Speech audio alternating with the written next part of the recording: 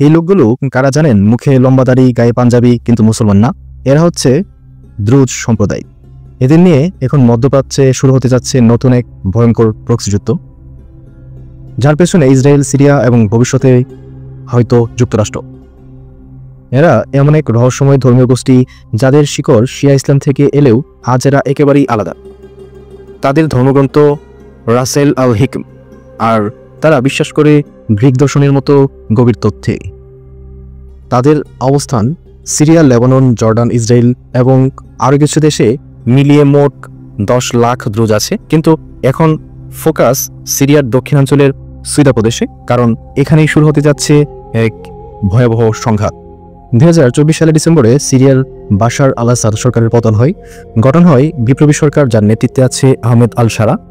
কিন্তু আসাদ যাদের উপর ভরসা করে ক্ষমতা টিকিয়ে রেখেছিল, সেই দ্রুজ কমিউনিটি এবার তার সামনে দাঁড়িয়ে গেছে দেয়ালের মতো। সিরিয়া নতুন সরকার পুরো দেশকে কন্ট্রোল করতে চাইছে, তাই সুইদায় সেনা পাঠানো হয়। কিন্তু দ্রুজরা বলে, আমরা নিজেরা নিজেদের দেখভাল করতে পারি। সেখানে তাদের রয়েছে নিজস্ব মিলিশিয়া গ্রুপ, আর এখানেই বাঁধে প্রথম ধাক্কা। হ্যাঁ, আপনি ভুল শুনেননি। দ্রুজরা ইসরায়েলের পতাকা নিয়ে রাস্তায়, তাদের লেখাটে লেখা উই ওয়ান্ট ইসরায়েল। এটাই সিরিয়ার জন্য ভয়াবহ সংকেত। 15 জুলাই ইসরায়েল বোমা মারে সুইদায় দ্রুজদের রক্ষা করার নামে। তেল আবিব বলছে, আমরা সংখ্যালঘুদের সুরক্ষা করছি, কিন্তু আসলে তাদের উদ্দেশ্য কি?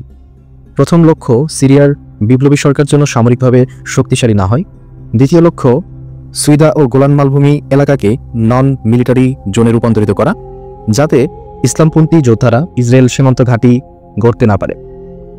1 দশক ধরে সিরিয়ায় কেউই এককভাবে রাজত্ব করতে পারেনি, এখনও পারবে না। এই মুহূর্তে সবচেয়ে বড় বাধা দ্রুজ কমিউনিটি।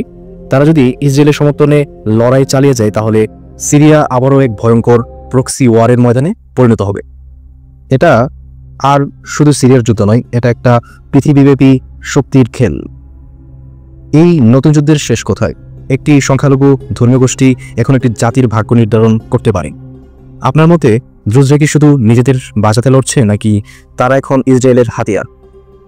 কমেন্টে জানান, ভিডিওটি শেয়ার করুন, আর সবচেয়ে গভীর রাজনৈতিক সত্য জানতে SMK কে সাবস্ক্রাইব করুন। ধন্যবাদ।